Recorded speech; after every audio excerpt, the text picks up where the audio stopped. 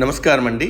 భగవద్గీతలో నేడు 9వ అధ్యాయము రాజవిద్య రాజగుహ్య యోగమునందు 16వ శ్లోకము తాత్పర్యం వినిపిస్తున్నది మీ విజయభాస్కర్. అహం క్రతురహం యజ్ఞః స్వదాహమహమౌషధం మంత్రోహమహమేవాజ్య మహమగ్నిర్రహం హుతం. తాత్పర్యం: ఓ అర్జున, అన్ని క్రతువులు నేనే, అన్ని యజ్ఞములు నేనే. స్వథ అంటే పితృదేవతలకు అర్పించే పిండములు, జలతర్పణములు నేనే. యజ్ఞయాగములలో అగ్నిలో అర్పించే హవ్యములు, హవిస్సులు నేనే. ఏ అగ్నిహోత్రములో అయితే హవ్యములు కవ్యములు సమర్పిస్తారో ఆ అగ్నిహోత్రము నేనే. ఆ అగ్నిలో వేసే హవ్య కవ్యములను హతం చేసే కర్మను నేనే.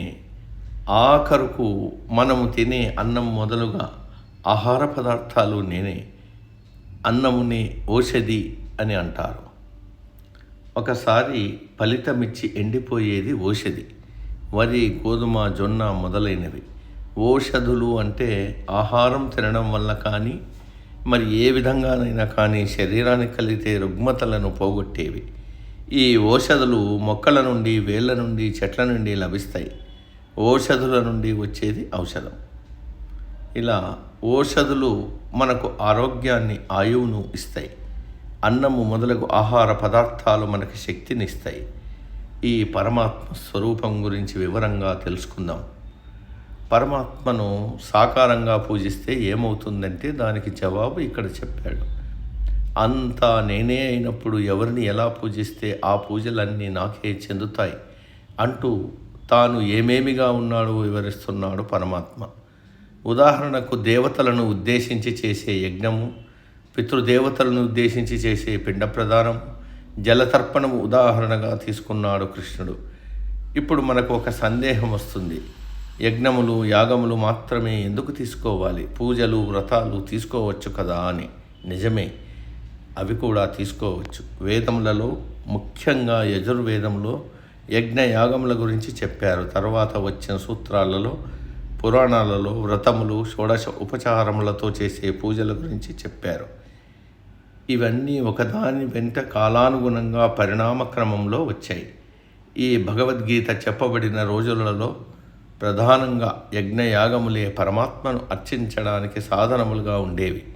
అంతేకాకుండా పరమాత్మకు యజ్ఞ పురుషుడు అని కూడా ఒక పేరు. అందుకే యజ్ఞములను ఉదాహరణగా తీసుకున్నాడు కృష్ణుడు. ఓ అర్జున, మీరు చేసే యజ్ఞములు, యాగములు, క్రతువులు నేనే. యజ్ఞములలో దేవతలకు అర్పించే హవిస్సును నేనే. పితృకార్యములలో చేసే పిండ ప్రదానము నేనే. మనం జఠరాగ్నిలో అంటే కడుపులో వేసే అన్నము, వివిధములైన ఆహారములన్నీ నేనే. అందుకే అన్నం పరబ్రహ్మ స్వరూపమని అన్నారు. ఎందుకలా అన్నారు? మనం తినే అన్నం అంటే ఆహారం రక్తంగా మారుతుంది, రక్తం వీర్యంగా మారుతుంది, వీర్యం అండంగా మారుతుంది, ఆ అండమే పిండంగా మారి సృష్టి జరుగుతుంది. సృష్టి చేసేది బ్రహ్మ. అంటే ఒక పిండం రావడానికి అన్నం కారణమైనప్పుడు అన్నం బ్రహ్మస్వరూపమే కదా. అందుకే మనం అన్నం తినేటప్పుడు ఈ అన్నము పరబ్రహ్మ స్వరూపము, ఈ అన్నములో ఉండే రసము, రుచి, శక్తి అన్నీ విష్ణు స్వరూపము. ఈ అన్నమును జీర్ణం చేసి అన్ని అవయవాలకు అందించే శక్తి ఈశ్వరుడు అని తలుచుకుంటూ భోజనం చేస్తే మనం తినే అన్నం మనకు దైవీ శక్తులను ప్రసాదిస్తుంది. అందుకే మనం తినే అన్నమును అమృత స్వరూపంగా భావించాలి. అందుకే భగవంతునికి నివేదించే ముందు, మనం తినే ముందు అమృతమస్తు అని అంటాం. ఈ పదార్థాలన్నీ అమృత స్వరూపముగా కానీ భావిస్తాం. ఈ అమృత స్వరూపము, పరబ్రహ్మ స్వరూపము అయిన అన్నము మొదలగు ఓషధులు నేనే అని అంటున్నాడు పరమాత్మ. యజ్ఞయాగములలో జ్వలింపజేసే అగ్నిని నేనే. హోమము చేయడం కూడా నేనే. ఈ హోమములు చేసేటప్పుడు పఠించే వేదమంత్రాలు నేనే.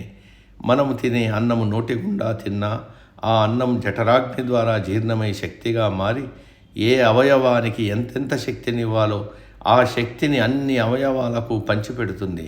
అలాగే మనం హోమంలో వేసే సమిదలు, ఆహుతులు, నెయ్యి మొదలగు హవ్యములను అగ్నిదేవుడు మనం ఏ మంత్రమును చదివి హోమం చేస్తామో ఆయా మంత్రములకు అధిష్టాన దేవతలకు అందజేస్తాడు. అందుకే అగ్నిని హవ్యవాహనుడు అంటే హవ్యములను మోసుకొని పోయి ఆయా దేవతలకు అందించేవాడు అని అర్థం. హోమంలో వేసే సమిధలను హవ్య కవ్యములను హతం చేసే శక్తి కూడా నేనే, అన్నిటిలో నేనే ఉన్నాను అని స్పష్టంగా చెప్తున్నాడు పరమాత్మ. నేటికి సమాప్తం. తదుపరి శ్లోకం రేపటి రోజు. సర్వే జన సుఖినో భవంతు.